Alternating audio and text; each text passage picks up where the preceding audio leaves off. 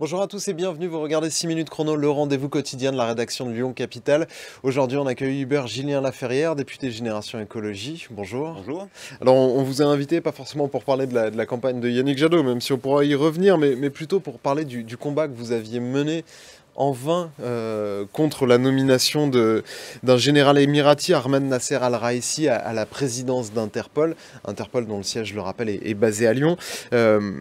En quoi c'est grave pour vous, cette victoire, cette élection de ce général émirati?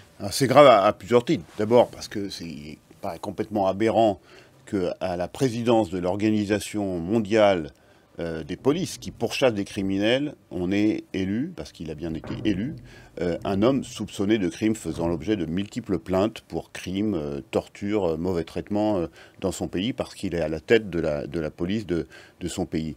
Et c'est grave aussi parce que cela s'est fait avec le soutien de la France.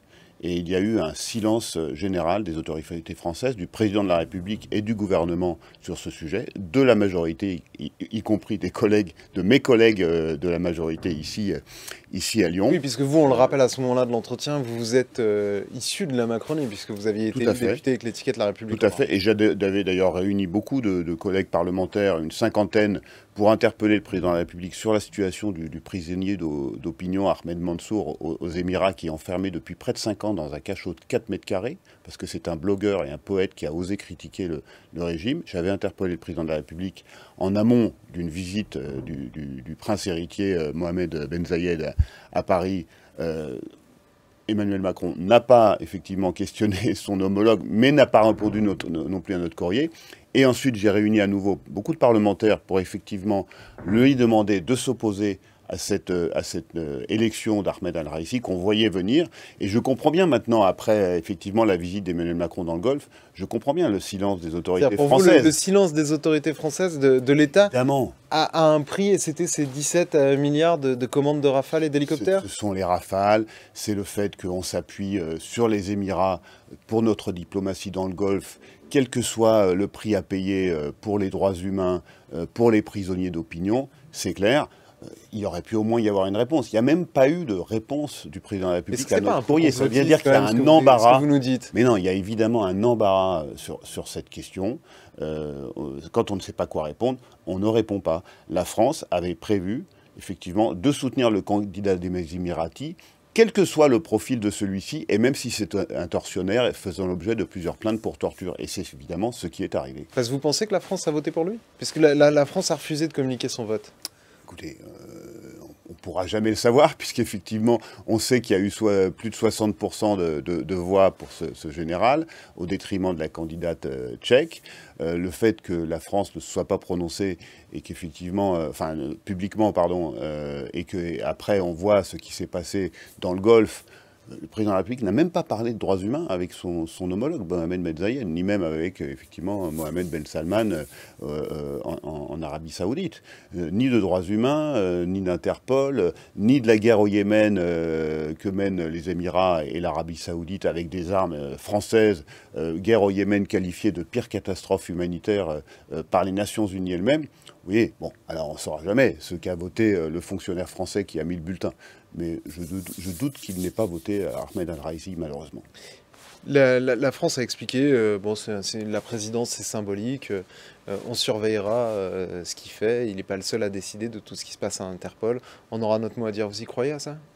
Je n'y crois pas pour une simple raison, c'est qu'il y a une stratégie des Émirats Arabes Unis depuis 5 ans, et ils sont devenus le deuxième contributeur financier de l'organisation. Effectivement, dans une organisation comme dans une association, c'est d'abord le secrétaire général qui gouverne, mais quand un président a envie d'assumer sa fonction de président, eh bien, il le fait, et effectivement, il peut définir des grandes orientations, il peut détourner les notices rouges, comme cela se fait depuis longtemps, ces fameuses instructions données par des États. Oui, Lyon Capitale l'avait révélé à l'époque. Lyon Capitale vous-même vous l'aviez révélé, qui fait qu'au lieu de pourchasser des criminels, eh bien, on pourchasse des opposants politiques. Pour revenir sur cette vente d'armes record, est-ce que pour vous, l'honneur de la France aurait été de ne pas les vendre, ces armes? Est-ce qu'il ne fallait pas rien vendre aux Émiratis? L'honneur de la France aurait été, depuis longtemps, de questionner nos ventes d'armes à des États du Golfe qui mènent cette guerre terrible au Yémen, qui est la pire catastrophe humanitaire, comme le disaient les Nations Unies. Ça aurait été ça, d'abord, l'honneur de la France. Parce que la diplomatie française, c'est pas simplement vendent des armes, et vendent des armes à des dictateurs. Et donc je crois qu'effectivement, il aurait fallu depuis longtemps qu'on parle droits humains avec les Émirats arabes unis, ce qui n'empêche pas évidemment des contrats, on n'est pas complètement des bisounours, mais en tout cas, il y a quand même un vrai sujet. Aujourd'hui, Biden, il a d'autres relations, il a annulé des contrats de vente d'armes avec les Émirats arabes unis. Il ne parle pas à Mohamed Ben Salman, comme Emmanuel Macron lui-même l'a réhabilité, alors qu'on sait sa responsabilité dans le meurtre du journaliste Khashoggi au consulat d'Arabie Saoudite à Istanbul. Vous voyez, il y a quand même des moyens. Effectivement, la diplomatie, c'est jamais complètement propre, parce que dans la diplomatie, forcément, on parle à des chefs d'État qui ne sont pas des modèles de démocratie. Mais il y a plusieurs façons de leur parler. Dernière question, on va aller vite sur ce point-là. Est-ce qu'il y a une diplomatie locale qui doit jouer maintenant, puisqu'on sait que la France demande aux collectivités lyonnaises de mettre un peu d'argent pour garder Interpol à Lyon?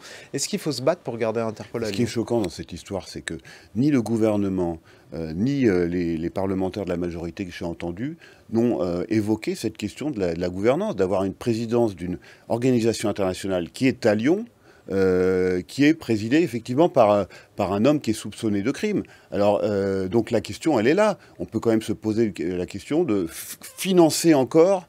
Parce que la question, c'est pas en fait le départ ou pas. C'est est-ce qu'on doit financer encore une organisation alors qu'elle vient d'élire un président qui est un tortionnaire? Je ne crois pas que la priorité soit aujourd'hui de financer cette extension. Ça ne veut pas dire que l'organisation va partir, comme on veut essayer de nous le faire craindre. Merci beaucoup Hubert Julien Laferrière, et ce sera à suivre sur lyoncapital.fr les poursuites de cette affaire Interpol. Merci beaucoup en tout cas de nous avoir regardés, et à très bientôt pour une nouvelle édition. Au revoir.